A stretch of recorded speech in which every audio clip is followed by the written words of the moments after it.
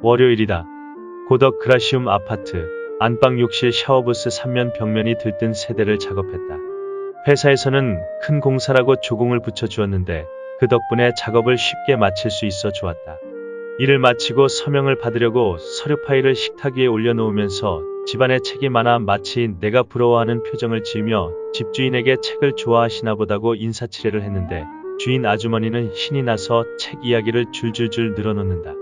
이야기를 다 들을 수 없어 말을 끊을 요량으로 책꽂이 한 켠에 오래된 듯한 춘원 이광수의 소설책을 가리키며 나도 학창시절엔 이런 소설책을 손바닥만한 문고판으로 많이 읽었다며 화제를 돌리려고 했더니 오히려 집주인은 아직도 일본에 가면 문고판 책이 출판된다면서 내가 손으로 가리켰던 춘원 이광수는 장편소설 유정, 무정 장편소설 외에도 단편이 무수히 많다면서 자신이 어제 읽었다는 이광수의 단편, 봉화의 추억을 이야기한다. 봉화의 추억은 이광수가 어린 아들을 하늘로 보내고 아들이 생각날 때마다 일기형식으로 쓴 작품이다. 아들을 마치 자신에게 찾아온 손님으로 비유하며 써내려간 한편의 슬픈 다큐멘터리다.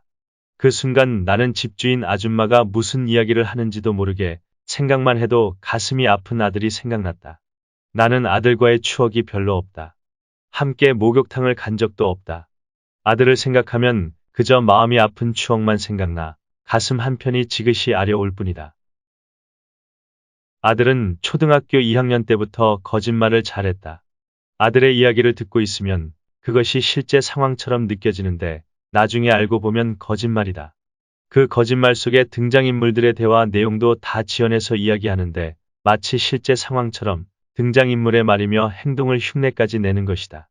대단한 재주임은 분명하다.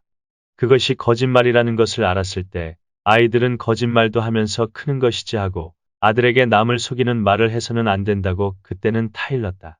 그리고 아들이 초등학교 2학년 때 직장일로 나는 해외로 떠나게 되었다. 내가 다시 한국에 돌아왔을 때 아들이 초등학교를 졸업하고 중학생이 될 때인데 아들이 동급생 하구의 하모니커를 훔치고 친구가 자신에게 준 것이라며 거짓말을 해 아들에게 매를 들었다. 그리고 중학교 내내 성적표를 위조해서 자기가 반에서 상위권인 것처럼 부모를 속였다. 그래서 나는 내 아들이 머리가 좋아 공부를 참 잘하는 줄 알았다. 아들이 중3 때 마침 내가 한국에 출장을 왔을 때인데 무슨 일이 있어 학교에 갔다가 아들의 담임 선생님으로부터 아들이 반에서 꼴찌에서 1, 2등을 한다는 이야기를 듣고 아들의 거짓말에 대한 실망감으로 아들의 신뢰가 무너졌다.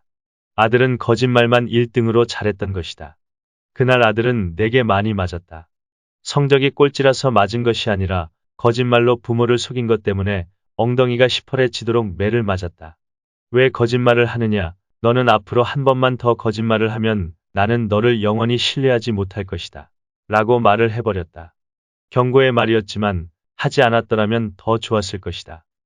하지만 그 이후로도 아들은 거짓말을 계속했다. 가끔씩 내가 한국에 올 때마다 호되게 꾸중을 하고 매를 맞기도 했는데 반성하지 않는 아들을 때리는 내 마음만 더 아프고 분노만 더 커졌다. 나는 누군가의 거짓말 모함 때문에 몇 년간 재판을 했고 구속되어 사형수들과 함께 구치소에서 추운 겨울을 보냈었다. 그래서 그런가 거짓말에 대한 나의 트라우마 때문에 한국에 돌아와서도 아들의 얼굴을 대하면 거짓말하는 아들이라는 생각이 뇌리에 남아 걱정도 되고 화가 나는 것도 사실이다. 나는 집주인 아줌마의 말을 끊고 작업 완료 확인서에 서명을 받아 세대를 나왔다. 하지만 한 번 꽂힌 아들에 대한 생각은 멈추지 않았다. 이젠 내 차례일 것이다. 춘원 이광수처럼 나도 아들을 손님으로 대했다면 아들이 거짓말을 했더라도 매를 들지는 않았을 것이다. 생각해보면 거짓말을 잘하는 것도 아들 삶의 몫일 것이다.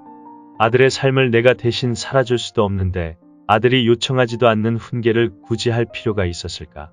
아들을 무척 사랑해서 바르게 자라길 원하는 욕심 때문이었을까?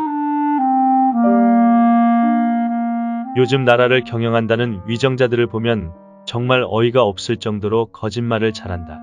최고의 권력자라는 대통령조차 국민들을 마치 무지렁이로 보는지 거짓말을 하고 자화자찬을 한다.